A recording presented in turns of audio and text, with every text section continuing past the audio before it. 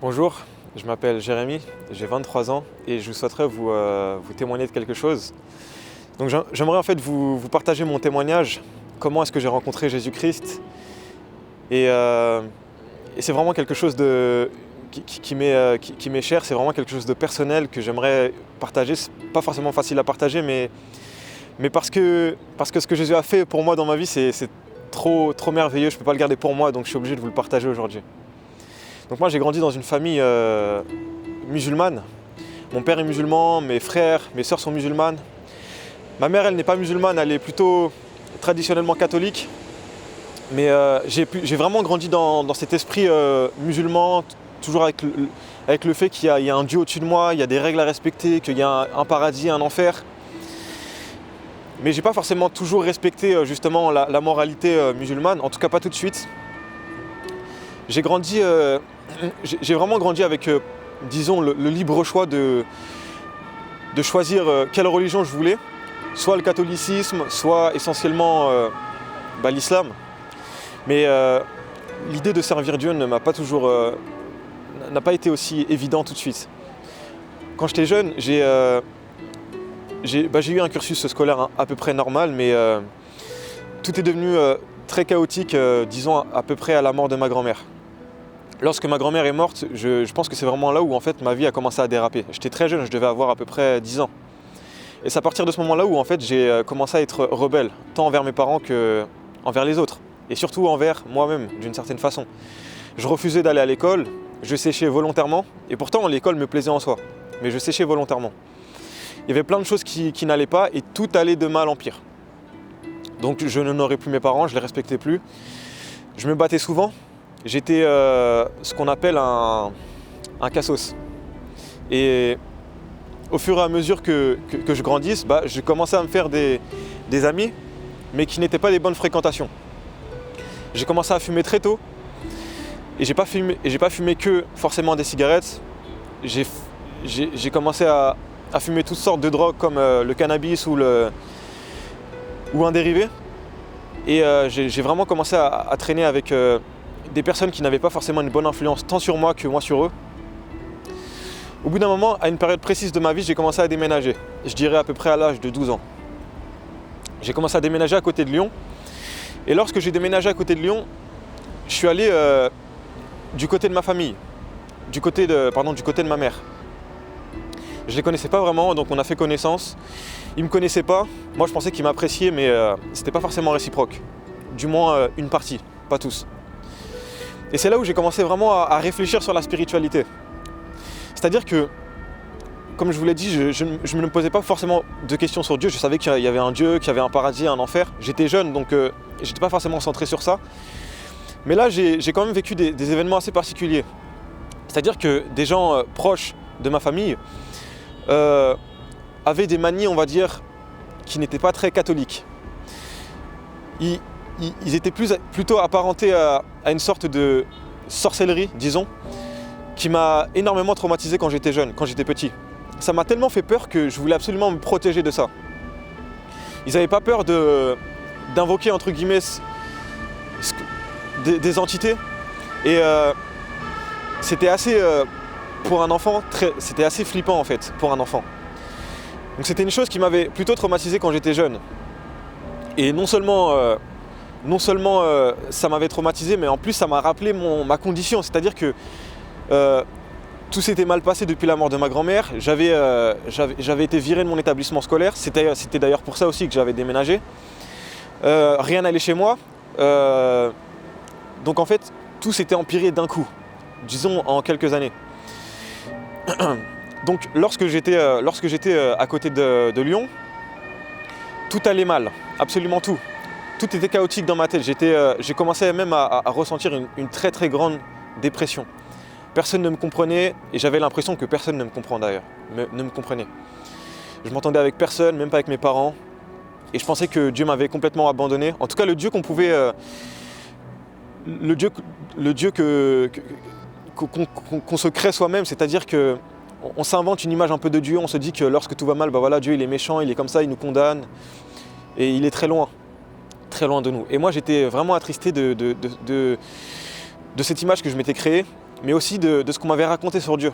Car lorsque j'étais là-bas, en fait, on m'avait dit que Dieu était mort, que Dieu était impuissant face au mal.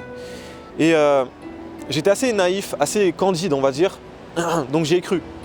Ce qui m'a encore plus déprimé.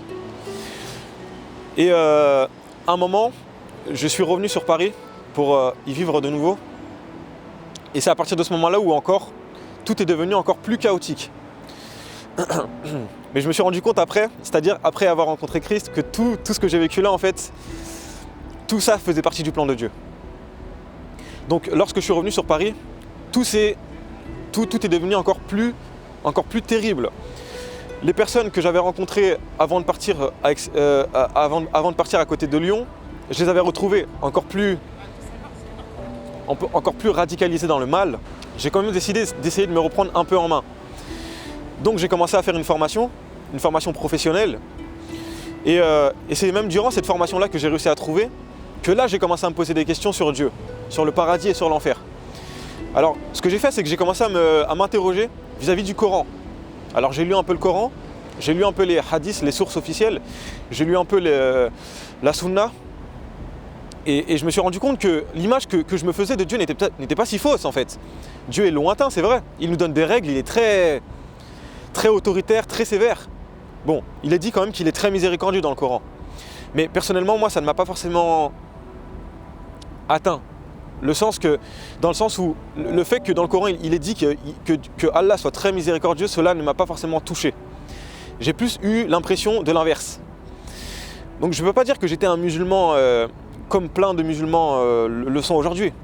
Mais je peux dire que j'ai quand même été sincère dans ma démarche de rechercher.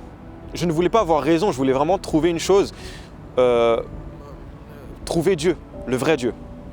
En faisant mes recherches dans le Coran, je me suis aperçu que Dieu n'était pas si différent que ce qu'on m'avait décrit auparavant, finalement. Donc ça m'a renforcé dans mon idée, ça m'a endurci dans mon idée que Dieu, finalement, n'était pas pour moi. Alors je suis devenu encore plus virulent. Mais j'ai quand même continué ma formation. Et plus mon cœur s'endurcissait, et plus j'étais distant avec les autres. Alors même quand j'étais en classe, tout allait mal. J'avais pourtant cette opportunité de relever un peu mon niveau scolaire que j'avais détruit. Mais spirituellement, c'est là où je me suis quand même rendu compte que la spiritualité est au centre de la vie d'un homme. Spirituellement, j'étais mort, clairement. Et lorsque j'ai commencé à vraiment me poser des questions encore plus, c'est là où tout a commencé. Alors oui, je fumais non seulement des cigarettes, mais aussi des joints.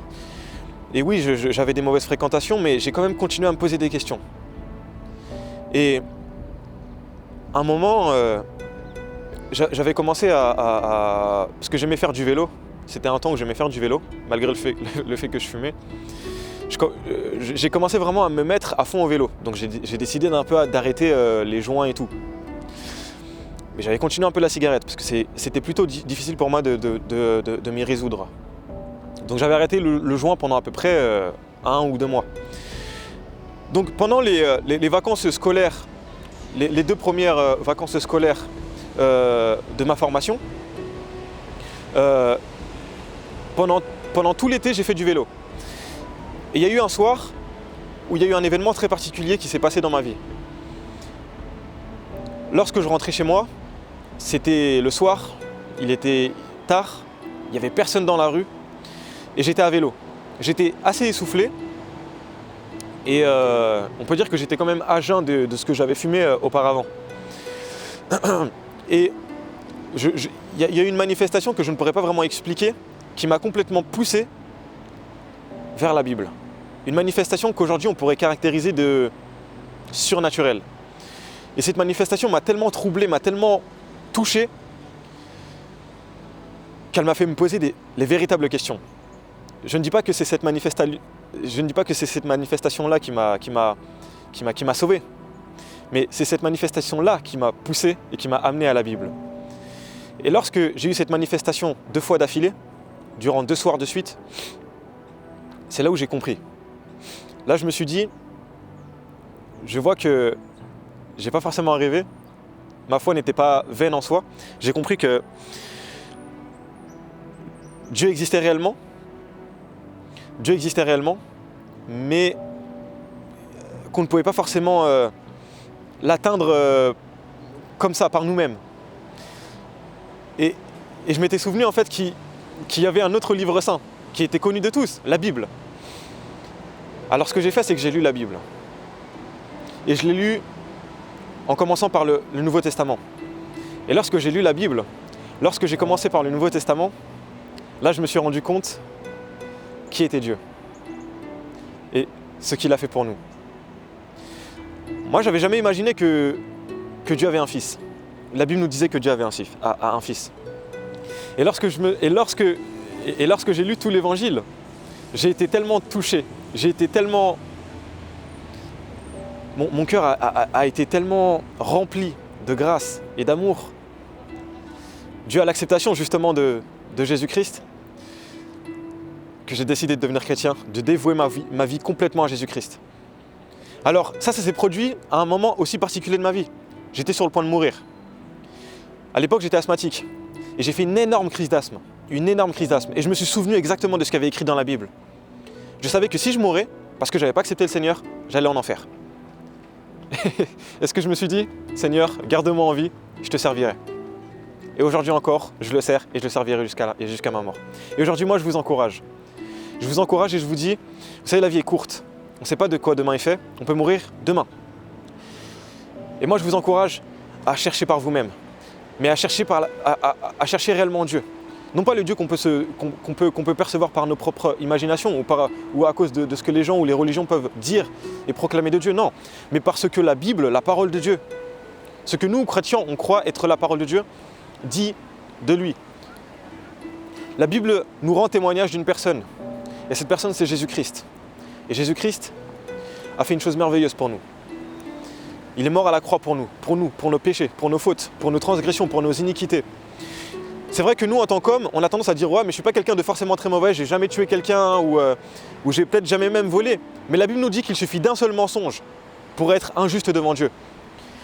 Et là où nous sommes totalement injustes, Dieu, lui, veut nous rendre justes. Non pas par nos propres actions, non pas par notre propre force, mais simplement par l'action accomplie par Jésus-Christ il y a 2000 ans. La Bible nous dit, c'est par grâce qu'on est sauvé, par le moyen de la foi. Et moi, je vous encourage à croire. Recevez Jésus-Christ comme votre Seigneur et comme votre Sauveur. Repentez-vous.